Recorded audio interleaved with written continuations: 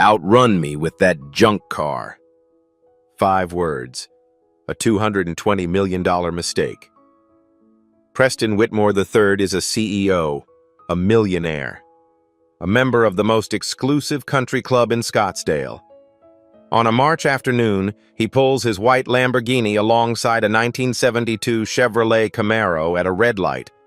The paint is faded. The chrome is dull. Preston sees junk. He steps out. He circles the car. He looks at the black driver and laughs. "What are you doing here? This isn't your kind of neighborhood." Then, "Outrun me with that junk car. I dare you." Then he bets his entire company. He loses the race by 14 seconds. He loses his company in 90 days. Because that black driver? He wasn't nobody. Preston Whitmore looked at a black man in an old car and saw someone beneath him. He was wrong. It cost him everything. Stay until the end. You'll want to see who was really behind that wheel. 6 in the morning, Scottsdale, Arizona. The desert air still carries the coolness of night. A mockingbird calls from somewhere in the mesquite trees. The sky is shifting from black to purple to the first hints of orange. Malcolm Travers stands in his garage. The concrete floor is spotless. He mopped it yesterday, same as every Sunday. Tools hang in perfect rows on pegboard walls, each outline traced in black marker so he knows immediately if something is out of place. His father taught him that. Order creates clarity. Clarity creates speed. And in the center of the garage, illuminated by a single overhead light, sits the car. A 1972 Chevrolet Camaro SS. Black paint that has seen better decades. Faded in places, touched up in others, never quite matching. Brown leather interior cracked in places, soft in others. The kind of car most people would call a project, or a relic, or junk. Malcolm runs his hand along the hood. The metal is cool under his palm. He knows every curve, every imperfection, every story this car holds. The small dent near the passenger mirror where his father bumped a shopping cart in 1986. The scratch on the rear quarter panel from a branch that fell during a monsoon storm in 1994. The replacement taillight housing that doesn't quite match. The original shattered when a rock kicked up on the highway in 2003. The car belonged to his father, Samuel Travers, a mechanic who worked 60-hour weeks and never complained. A man who taught Malcolm everything about engines before Malcolm ever sat in a race car. Samuel passed away in 2019. Cancer, quick and merciless. From diagnosis to funeral in 11 weeks. Malcolm kept the car exactly as his father left it. The exterior, anyway. Under the hood is a different story. A 454 cubic inch V8. Rebuilt and tuned to specifications that would make most engineers weep with admiration. Forged internals, custom camshaft, headers that Malcolm fabricated himself in a friend's machine shop. But from the outside, it looks like what it is. A 52-year-old American muscle car that has seen better days. There are no trophies in Malcolm's house. No championship rings on display. No framed photographs of podium celebrations. If you walked through his living room, you would see comfortable furniture, a modest television, and bookshelves lined with engineering manuals and biographies of jazz musicians. You would never know that the man who lives here once stood at the absolute pinnacle of motorsport. 3 Formula One World Championships. 1998, 2001, 2003, 41 Grand Prix victories. A career that made him a legend in Europe and a footnote in America, where open-wheel racing never quite captured the national imagination. Malcolm retired in 2005. He was 33 years old. He walked away at the top, which is rare. He walked away quietly, which is rarer still. No farewell tour, no tearful press conferences, just a simple statement. I came to race, I raced, now I'm done. Now he runs the Travers Racing Academy, a non-profit. 142 graduates so far, kids from tough neighborhoods, kids who remind Malcolm of himself at that age, hungry, talented, overlooked. Kids whose guidance counselors told them they'd never amount to anything. He teaches them to drive. More importantly, he teaches them discipline, focus, the understanding that excellence requires patience. His father's words echo in his mind every morning. Don't explain who you are. Let them see. And another phrase, one Malcolm has carried like a compass through every victory and every loss. Always finish what you start. Malcolm opens the driver's door. The hinges creak slightly. He could fix that, but he likes the sound. The leather seat accepts his weight with familiar give. He reaches up and taps the dash cam mounted on the windshield. A small red light blinks on. He always runs the dash cam. Old habit from his racing days, when every piece of footage could mean the difference between a penalty and a clean record. You never know when you'll need the footage, he once told a student. The student laughed. Malcolm didn't. The engine turns over. That deep V8 rumble fills the garage, vibrates through the steering wheel, settles into Malcolm's chest like a second heartbeat. He pulls out onto the quiet street. The sun is just beginning to paint the eastern sky orange and pink. It's going to be a warm day. Malcolm has errands to run, parts to pick up, paperwork at the academy, the ordinary machinery of an ordinary life. He takes his usual route, past the strip malls and the gas stations, past the golf courses and the gated communities, past the entrance to Ridgecrest Country Club where a wrought iron gate and a guard booth separate the members from everyone else. Malcolm has driven past this gate hundreds of times. He has never thought twice about it. Today will be different. March 12th, 2024. 2:52 p.m. The Arizona sun beats down on the asphalt. Heat shimmers rise from the road like transparent curtains. The temperature gauge on Malcolm's dashboard reads 93 degrees. Malcolm sits at a red light. The Ridgecrest Country Club entrance is 20 feet to his right. The guard booth is staffed now. A man in a khaki uniform sits inside, reading something on his phone. The wrought iron gate stands closed, its decorative scrollwork casting intricate shadows on the concrete. A white Lamborghini Huracan pulls up in the next lane. The engine note is high and sharp, an Italian scream compared to the Camaro's American growl. The license plate reads Fineage 1. Chrome wheels gleam. The paint is so white it almost hurts to look at in the direct sunlight. The driver's window descends with an electronic whir. A man in his late 40s leans out. Polo shirt, collar popped. Designer sunglasses that probably cost more than Malcolm's monthly grocery bill. The kind of tan that comes from golf courses and yacht decks, not from actual labor under the sun. Preston Whitmore III. He looks at the Camaro. His expression shifts from curiosity to amusement to something that looks a lot like contempt. The progression takes about 3 seconds. "What is this thing?" Preston calls out. His voice carries that particular blend of entitlement and condescension that Malcolm has heard before in different cities, in different decades. "Did you dig it out of a junkyard?" Malcolm keeps his eyes forward. His hands rest on the steering wheel at 10 and 2. The dashcam's red light blinks steadily in his peripheral vision. Preston opens his door, steps out onto the asphalt. His loafers click against the pavement, Italian leather, probably hand-stitched. He walks around the front of his Lamborghini and approaches the Camaro, circling it like a shark examining prey. He raps his knuckles against the hood. The sound is hollow, metallic. "Seriously, does this thing even run? Or do you push it around for decoration?" Malcolm says nothing.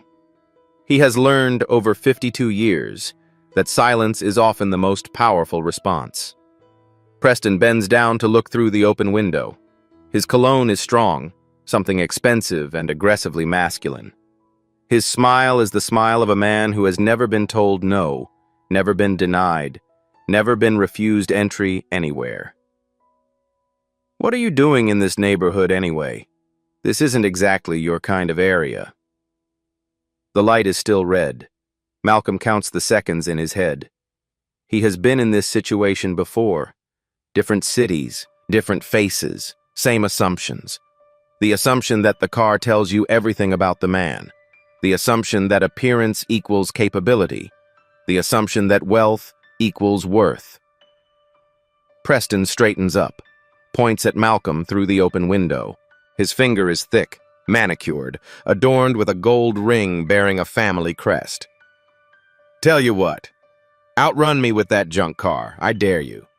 To the 15 junction. You win, I give you 50,000 cash. Right here, right now." Malcolm turns his head, looks at Preston for the first time, studies the man's face, the arrogance, the certainty, the complete absence of doubt. "And if you win, you never drive through this neighborhood again. You take your junk car and disappear." Preston grins, showing teeth that have clearly benefited from expensive orthodontics. "Deal? Make it interesting."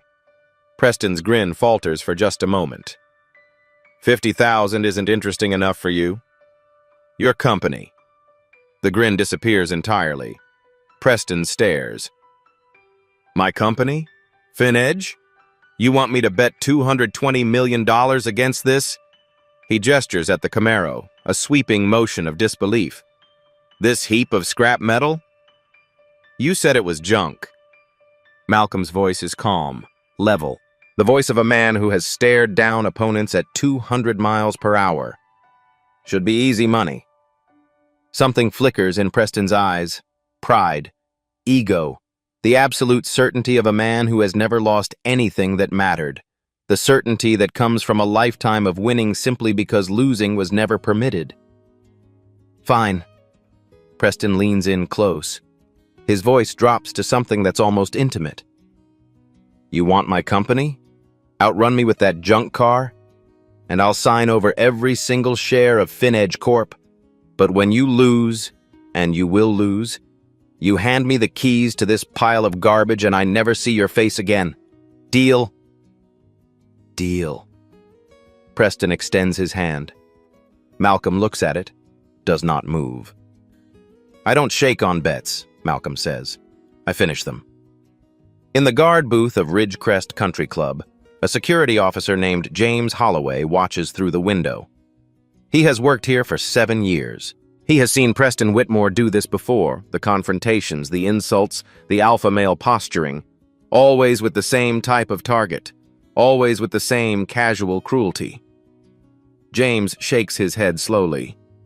He doesn't know who the man in the Camaro is, but something about his stillness, his calm, his complete lack of fear. Something tells James that Preston Whitmore has finally picked the wrong opponent. The light turns green. Both engines rev. The route is simple. 2.3 miles to the Highway 15 junction. 2 straightaways, 2 curves. Light traffic at this hour. A few cars that will need to be navigated around, but nothing significant. Green light. Preston launches first.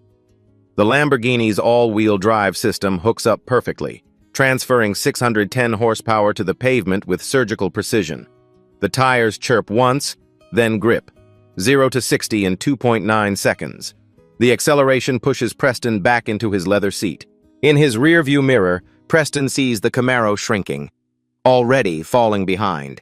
He smiles, tastes victory. Too easy. But Malcolm isn't racing yet. He's waiting, feeling the road through the steering wheel, through the seat, through the pedals, listening to his engine, reading the pavement ahead. In Formula One, the start is important. What comes after is everything. The first curve approaches. A gentle right-hander, maybe 30 degrees. The kind of corner that separates amateurs from professionals. Amateurs see a curve. Professionals see an opportunity. Preston enters fast, brakes late. Later than he should, actually, showing off even though no one is watching. He feels the Lamborghini's sophisticated traction control system, managing the weight transfer, keeping the car stable despite his aggressive input. Malcolm enters faster. No traction control, no stability management, no computer assistance of any kind. Just a man and a machine and 30,000 hours of muscle memory developed on the most challenging racetracks in the world. He clips the apex perfectly. the Camaro's rear end stepping out just slightly before hooking back up. He loses no speed. His line is textbook, or rather, his line is what textbooks try to describe. Preston loses 0.4 of a second. He doesn't know it yet. The first straightaway opens up. The Camaro's V8 opens up with it. The sound changes. Deeper, angrier, a mechanical roar that seems to come from the earth itself. This is not the sound of a junk car. This is the sound of American muscle at full fury. Preston glances in his mirror. His smile fades. The Camaro is gaining. Impossible. That junk car cannot be gaining on a Lamborghini Huracan. But it is. Malcolm's foot is flat on the throttle. His hands are steady on the wheel. His eyes are fixed on the road ahead, already planning the next corner, already calculating speed and angle and grip. This is not a street race to him. This is nothing. A casual Sunday drive compared to what he has experienced. He has raced at Monaco, where the margin for error is measured in centimeters and a moment's hesitation means contact with concrete barriers. He has raced at Spa, where rain turns the track into a mirror and the brave separate themselves from the merely talented. He has raced against the best drivers in the world, wheel to wheel, at 200 miles per hour, with millions of people watching. Preston Whitmore is not even in the same category. Preston Whitmore is not in any category that matters. The second curve, a sharper left-hander, maybe 45 degrees. This one requires commitment. This one separates those who believe in their abilities from those who merely hope. Preston brakes too early. Fear, finally, creeping into his calculations. His subconscious knows what his conscious mind refuses to accept. He is being hunted. Malcolm doesn't brake at all, doesn't. He trails the throttle, rotates the car with weight transfer alone, and exits the corner with the Camaro's nose pointed straight at Preston's rear bumper. The maneuver is so smooth, so effortless, that it looks like the car is driving itself. It isn't. Malcolm is simply that good. They are side by side now. The rumble of the V8 mixes with the scream of the V10. American muscle against Italian engineering. History against technology. Experience against equipment. Preston looks left. For the first time, he sees Malcolm's face clearly. Calm, focused, almost bored. The face of a man who has done this so many times that it no longer requires conscious thought. The final straightaway. 500 meters to the junction. Preston floors it. The Lamborghini screams forward, every one of its 610 horses straining against gravity and air resistance. The Camaro screams louder. Malcolm passes Preston like Preston is parked. The gap opens. 1 car length, 2, 3, 4. By the time they reach the junction, Malcolm is so far ahead that he has time to slow down, pull over to the shoulder, turn off his engine, and open his door before Preston's Lamborghini even crosses the invisible finish line. 14 seconds. Not a gap, a chasm, a canyon, a distance that no amount of horsepower could have overcome. Preston pulls up behind the Camaro. His hands are shaking on the steering wheel. His face is red, not from exertion, but from something else. Disbelief, rage, humiliation, the unfamiliar sensation of being completely, utterly outclassed. He steps out of the Lamborghini. His legs feel unsteady. He walks toward the Camaro, where Malcolm is leaning against the driver's door, arms crossed, waiting. "You cheated!" Preston's voice cracks. "There's no way that junk car beat me fairly. It's modified. It's illegal. This doesn't count. I want a rematch." "There's no rematch clause in Outrun me with that junk car." Malcolm's voice is quiet but firm. "You said it. I did it. A bet is a bet." Preston stands in the Arizona sun, sweat beading on his forehead, his $300,000 Lamborghini cooling behind him. He has never lost a bet. He has never been beaten like this. He has never felt so small. "Look," he says, trying to regain composure. This was a joke, a figure of speech. No one actually expected. You said, and I quote, "Outrun me with that junk car and I'll sign over every single share of FinEdge Corp." Malcolm's voice does not waver. I have it on video, word for word. That's a contract. You can't be serious. You think any court in America would enforce a roadside bet between strangers? I think a court would watch the video. I think they'd hear you say those exact words. Twice, actually. And I think they'd ask you to honor your bet. Preston's composure cracks completely. His face twists with something ugly. Not just anger, but fear. Real fear. The kind that comes when you realize your mouth has written a check your wallet can't cash. Who the hell do you think you are? Do you have any idea who I am? I'm Preston Whitmore. I built FinEdge from nothing. I employ 400 people. I sit on 3 boards. I golf with senators. You're nobody. You're just some guy in a junk car. Malcolm remains motionless. His arms are still crossed. His expression has not changed.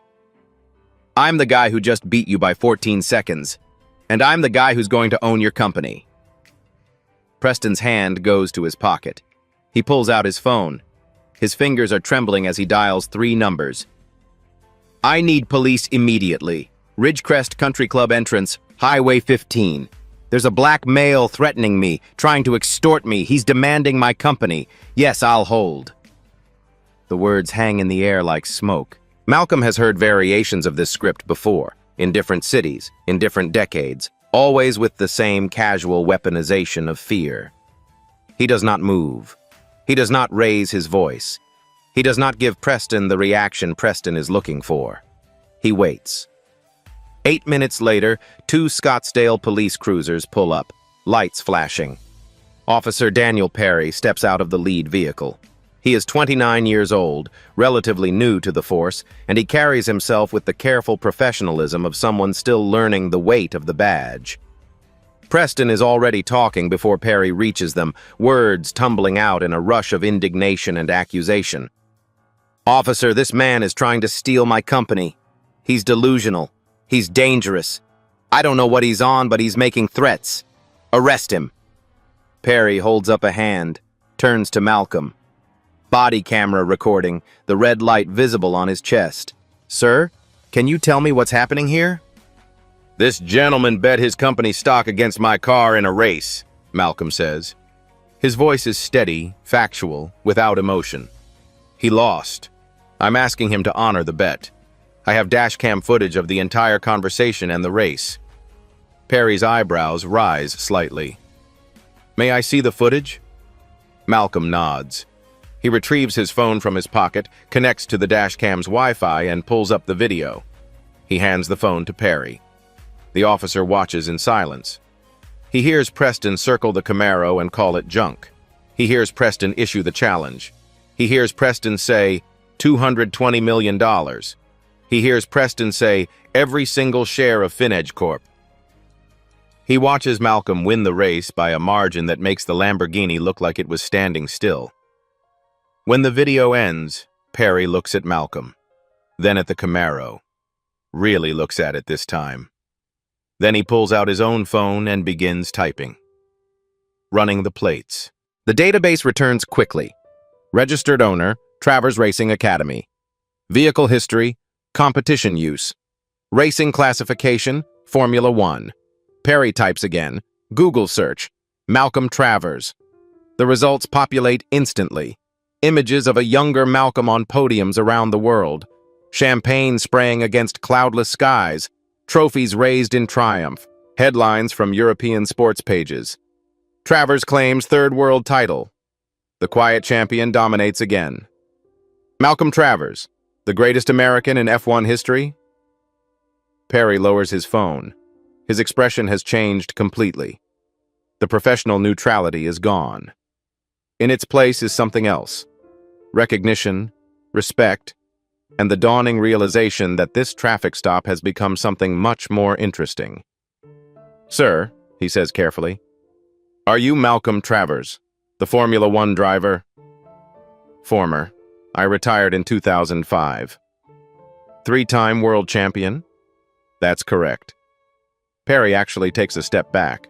My father took me to the Phoenix Grand Prix in '99. I was 11 years old. I watched you win. I had your poster on my wall for years. You were the reason I... He stops himself, remembering professionalism. I'm sorry. That's not relevant. It's fine, officer. Preston has been listening with growing confusion. What? What are you talking about? Formula One? Him? He gestures at Malcolm with something between disbelief and desperation. That's impossible. He was driving that junk. Champions don't drive junk cars. Officer Perry turns to Preston. His voice is level, professional, but something in his eyes has shifted. The deference that men like Preston Whitmore are accustomed to receiving is notably absent. Mr. Whitmore, this man is Malcolm Travers. He's a three-time Formula One world champion. That's roughly equivalent to winning the Super Bowl 3 times, except in a sport that's far more technically demanding. He also runs a non-profit racing academy that's trained over 140 kids from underserved communities. Perry pauses, lets that sink in.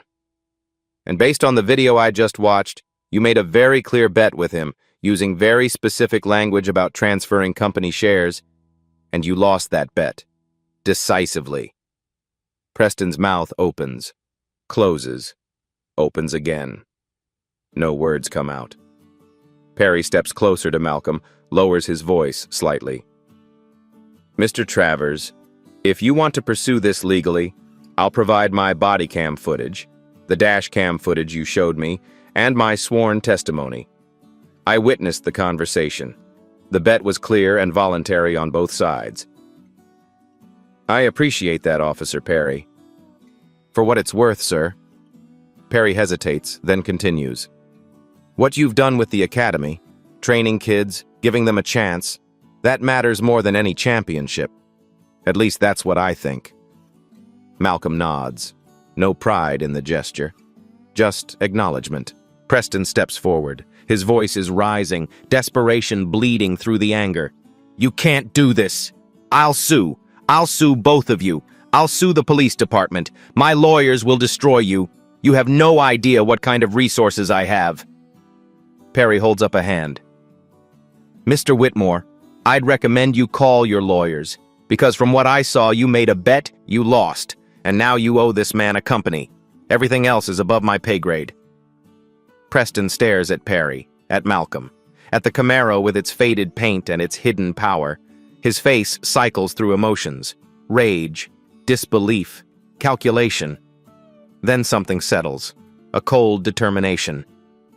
This isn't over, he says. Not even close.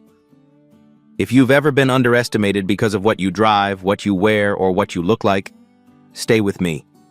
This story is about to get personal. March 15th, 2024. Malcolm sends a formal letter to Preston Whitmore III demanding the transfer of all FinEdge Corp shares in accordance with their verbal agreement of March 12th. The letter is polite, professional, legally precise. It gives Preston 14 days to comply. Preston does not respond.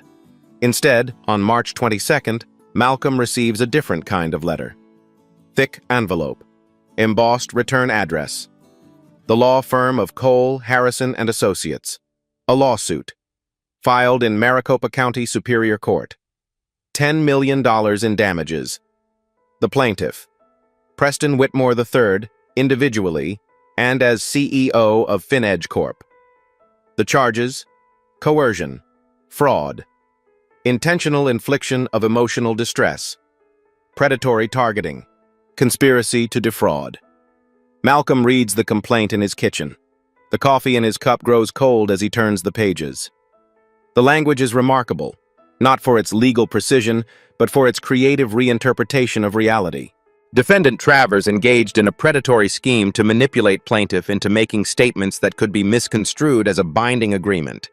Defendant's deliberate use of a vehicle designed to appear inferior while concealing its true performance capabilities constitutes fraud and deception.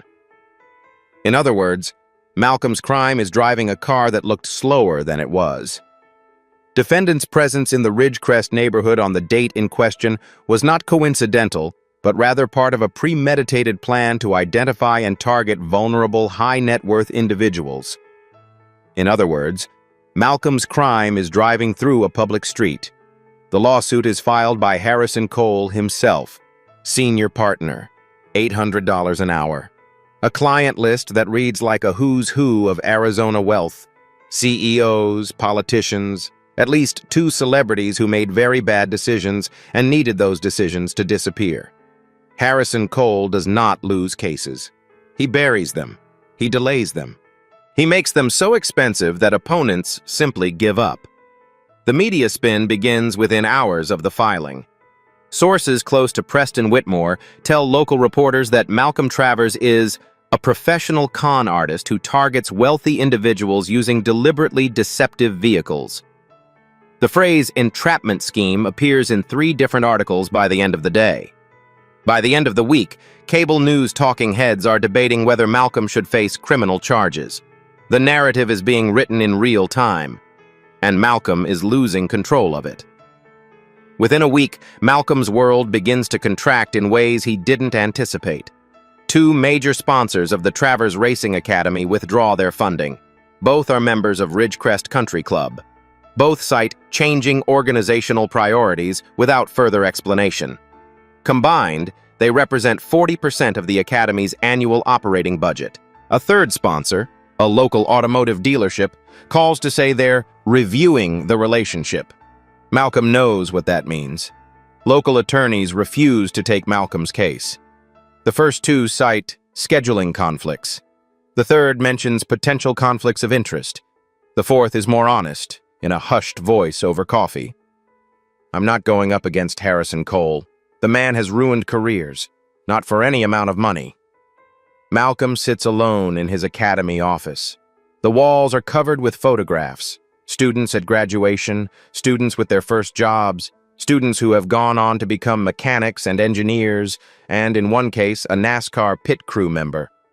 Outside the window, students are running drills on the practice track. The whine of engines, the squeal of tires learning their limits. They don't know what's happening. They don't know that the program keeping them off the streets, giving them skills, giving them hope. That program might be gone in 6 months if the sponsors keep falling away. Malcolm's phone buzzes.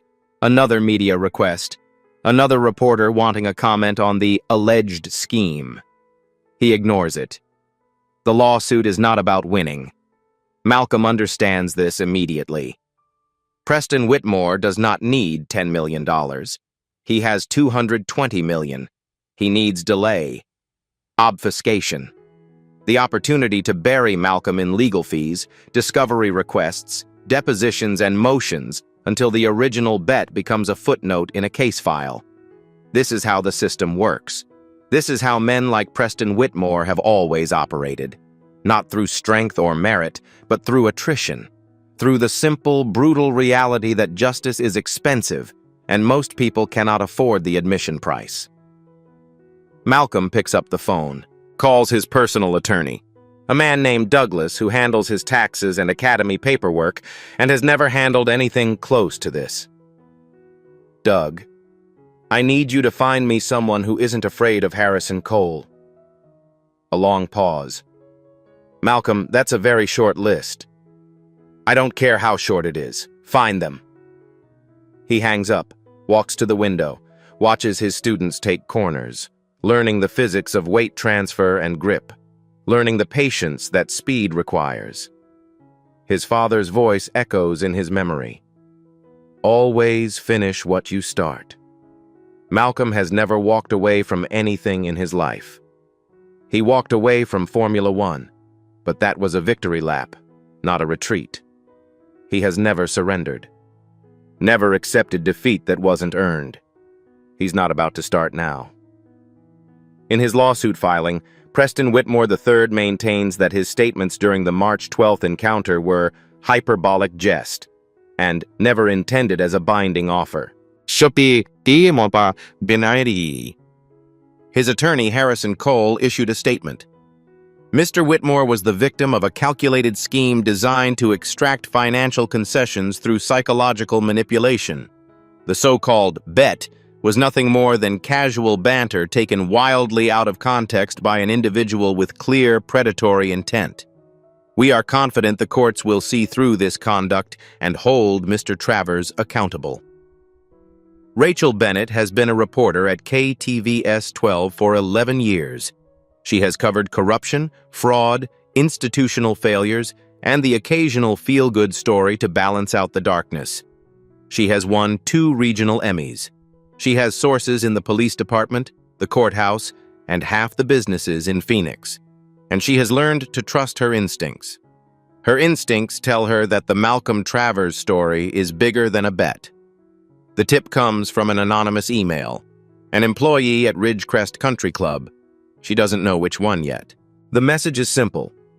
Preston Whitmore has done this before. Check the security footage. Ask about the others. The others. Rachel meets Malcolm at a coffee shop in downtown Phoenix. Neutral territory. He brings his laptop. She brings a legal pad and a recorder. She watches the dashcam footage twice, taking notes, pausing to write down exact quotes. When it ends, she looks up. "This is clear," she says. "He said the words. He made the bet. He raced. He lost. But to beat Harrison Cole in court, you need more than clear. You need overwhelming. You need pattern. You need context. What do you need from me? Access, cooperation, and patience. This kind of investigation takes time. If I rush it, if I make mistakes, Cole will bury me too." Malcolm nods. "You have all 3. Rachel begins to dig. Her first break comes from the anonymous source, who turns out to be James Holloway, the security guard who watched the confrontation from his booth. James agrees to meet off the record at a diner near the airport. Then, after Rachel explains what she's looking for and why, he agrees to meet on the record. Then, crucially, he agrees to provide something invaluable: access to the club's security camera archives. What Rachel finds is a pattern, a clear, documented, undeniable pattern. 5 incidents in 2 years. All involving Preston Whitmore III. All involving people of color. March 2022. Preston confronts a black physician in the club parking lot. The doctor drives a Honda Accord. Perfectly respectable, but not flashy. Preston's recorded words: "What kind of doctor drives a welfare car? Are you sure you're at the right club?" The physician files a complaint with the club manager. Nothing happens. No investigation. No consequences. August 2022. Preston approaches a black family viewing a home for sale near the club. They are being shown the property by a licensed real estate agent. Preston walks across his lawn, interrupts the showing, and says, "This neighborhood has standards. Are you sure you can meet them?" The family does not buy the house. January 2023. Preston stops a black college student driving through the area. The student is a senior at Arizona State, visiting a friend who lives in the neighborhood. Preston blocks the student's car with his Lamborghini, approaches the window and asks, "Are you lost or are you casing houses?" The student files a police report. The report goes nowhere. June 2023. Preston calls the police on a black electrician performing permitted work at a member's home. The electrician has a valid work permit, the homeowner's explicit permission, and a company vehicle clearly marked with his employer's logo. He is nevertheless detained for 45 minutes while officers verify his story. No charges, no apology. March 2024. Preston confronts Malcolm Travers. The pattern is undeniable. The target selection is unmistakable. But Rachel needs more. She finds 3 additional witnesses. All people of color. All with stories about Preston Whitmore that echo each other in ways that cannot be coincidental. "He called my car junk," one witness tells her, a middle-aged man who works as an accountant. "Then asked if I stole it. I was picking up my daughter from a birthday party." He called my house that junk property at a HOA meeting, says another witness, a woman who owns a home in a neighborhood adjacent to the club. In front of 30 people. I've lived there for 12 years. He called my lawn equipment junk and asked if I had a permit to work here, says the third witness, a landscaper who was mowing his own lawn. I was at my own house, mowing my own grass, in my own neighborhood. The word junk. Over and over and over, a code word, a weapon, a way of saying you don't belong without saying it explicitly. Rachel obtains an internal email sent by Preston to the Ridgecrest Country Club board in January 2024. The subject line, Community Standards, Urgent. We need to be more aggressive about keeping the wrong people out. Start with the parking lot. If they drive junk, they probably don't belong here. Our members pay significant dues for the privilege of exclusivity. We need to protect that privilege. If they drive junk, they probably don't belong. James Holloway agrees to go on camera. His face is tense, his voice steady. I've worked there 7 years. Every incident I reported involving Mr. Whitmore was with a person of color. Every single one. And he always started with the car. Junk car. Welfare car. Suspicious vehicle. It was his tell. His opening move. Rachel's 3-part series airs on April 15th. Part 1 covers Malcolm's story. Part 2 reveals the pattern. Part 3 features the witnesses, the emails, the security footage. Within 48 hours, the series has been viewed over 2 million times online. National outlets begin picking up the story.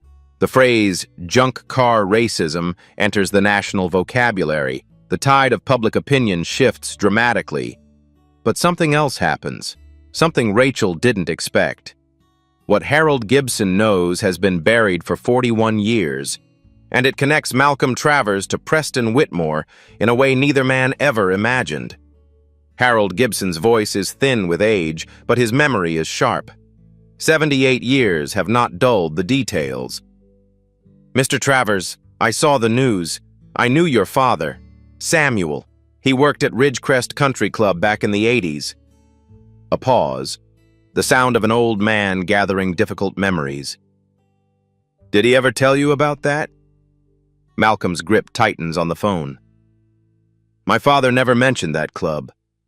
Not once in my entire life. He wouldn't have. Harold sighs. He was a mechanic there. 1979 to 1983. Best mechanic they ever had. Could diagnose an engine problem just by listening to it idle. Members loved him, requested him specifically. What happened? They fired him. September 1983, said he stole car parts, expensive parts, catalytic converters, alternators, high-end components.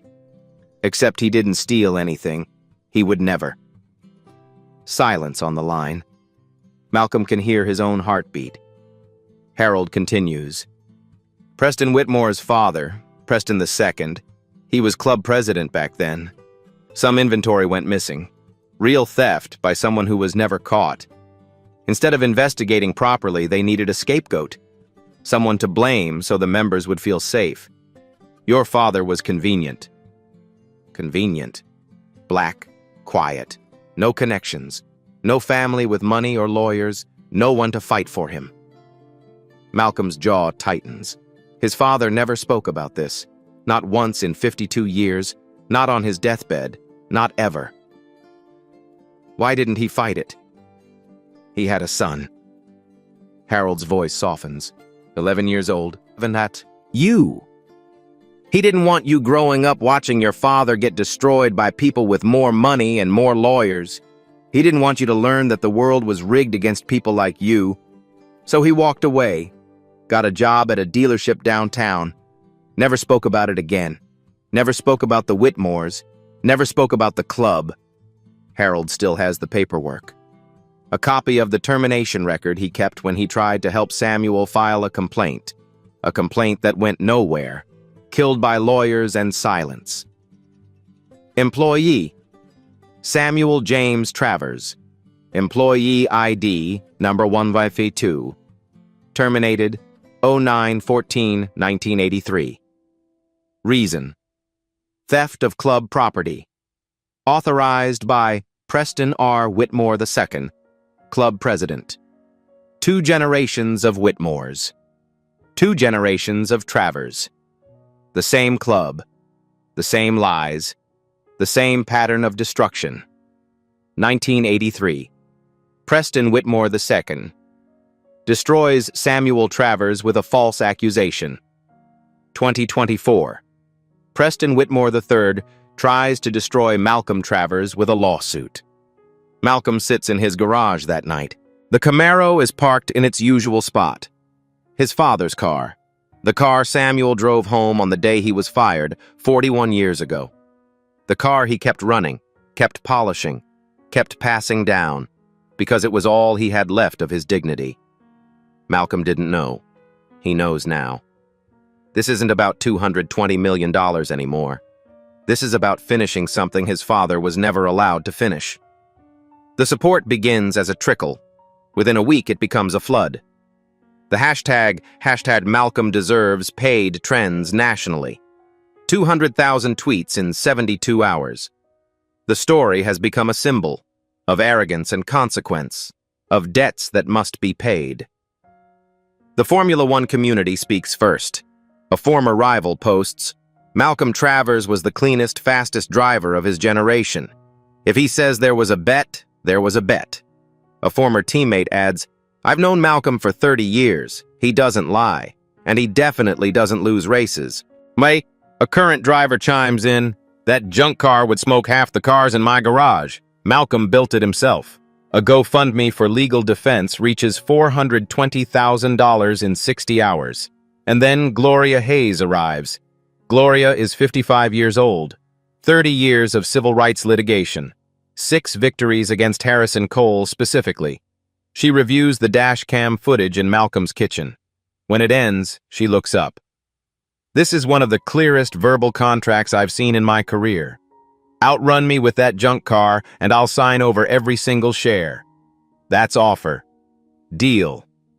That's acceptance. The race is consideration. This is binding under Arizona law."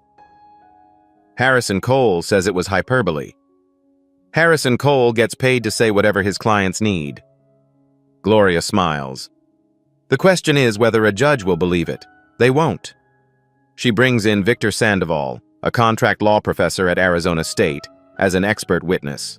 In Arizona, verbal contracts are fully enforceable when 4 elements are present: offer, acceptance, consideration, and mutual intent. This video shows all 4, unambiguously. Mr. Whitmore owes Mr. Travers his company. Gloria files for expedited arbitration. No jury trial, no years of delays. A single arbitrator will make a binding decision within 30 days. Harrison Cole fights the motion. He wants delay. He wants discovery. He wants the slow grind of the legal system. The arbitrator denies Cole's request. Hearing date, May 28, 2024. Preston Whitmore has 23 days to find a way out of his own words. May 28, 2024. 10:00 a.m. Phoenix Arbitration Center. A conference room with oak paneling and fluorescent lights. Malcolm sits on one side with Gloria Hayes and Victor Sandoval. He wears a simple gray suit, his father's watch on his wrist. Preston sits on the other side with Harrison Cole and 4 junior associates. His suit costs more than most cars. His fingers drum the table, never quite still. The arbitrator is the Honorable Margaret Sullivan, retired after 25 years on the bench. No patience for theatrics. Gloria speaks first. This case is simple. A man made a bet. He lost. Now he doesn't want to pay. We're here to make him pay. The dashcam footage plays on a large screen. The room is silent as Preston's voice fills the space. "Outrun me with that junk car. I dare you." And then, "Outrun me with that junk car, and I'll sign over every single share of FinEdge Corp." Victor Sandoval presents his analysis. 4 elements of contract formation, all present, all documented. Officer Perry's sworn statement is read. I witnessed the aftermath. Mr. Whitmore clearly understood he had lost a bet. His attempts to avoid paying are consistent with someone who knows they owe a debt. Harrison Cole rises. This was a jest. Mere puffery. No reasonable person would interpret, "I'll sign over every share," literally. Gloria's response is immediate. When someone says, "I'll give you $1 million," and then actually participates in the condition, in this case a race, it's no longer hyperbole. Mr. Whitmore got in his car and raced. He performed. That makes it a contract. Harrison Cole addressed the arbitrator. The media coverage has created an atmosphere of prejudice against my client.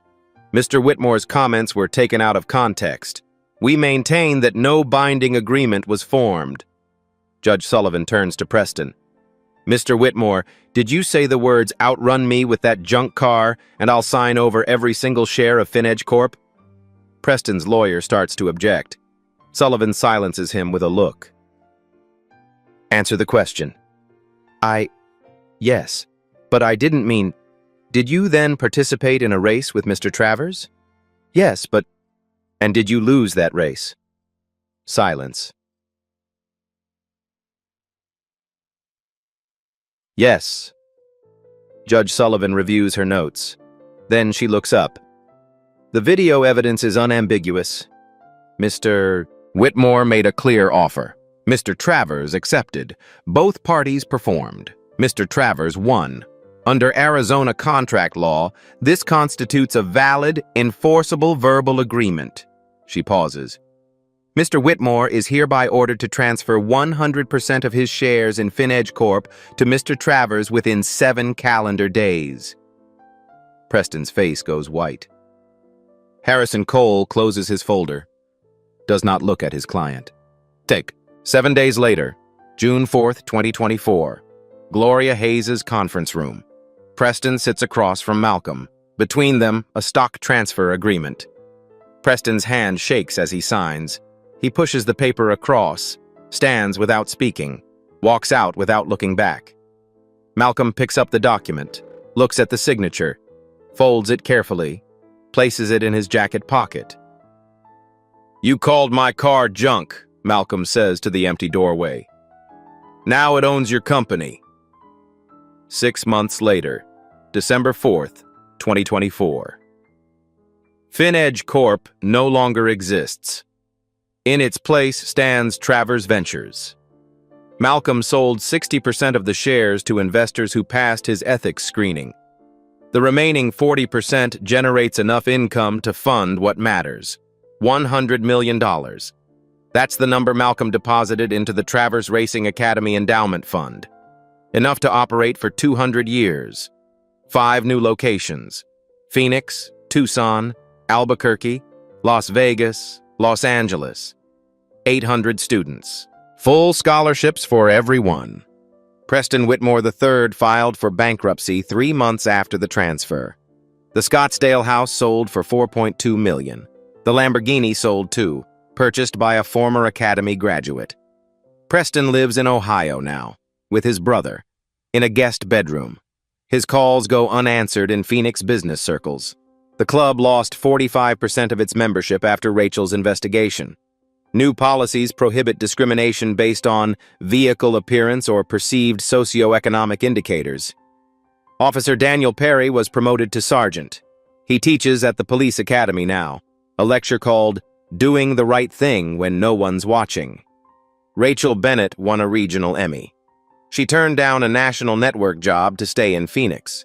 James Holloway is now head of security at the Travers Racing Academy. 6 in the morning. The garage. The Camaro is parked in its usual spot. Same faded paint, same cracked leather, same engine his father helped him build. A student approaches, 16 years old. "Mr. Travers, you could buy any car now. Ferraris, Lamborghinis. Why do you still drive this old Camaro?" Malcolm touches the hood. The metal is cool under his palm. This car taught a millionaire a $220 million lesson. It taught him that junk is just a word people use when they can't see value. He opens the driver's door. And it taught me something my father always said. Don't explain who you are. Let them see. The engine turns over. That deep V8 rumble fills the garage. I think this car has earned its spot. Don't you? Outrun me with that junk car. Preston Whitmore said it as an insult. Malcolm Travers turned it into a $220 million receipt. Don't judge a car by its paint. Don't judge a man by his clothes. And never bet what you can't afford to lose. If you've ever been called junk, this story is for you. If you've ever been underestimated, this story is for you. Like, subscribe, share.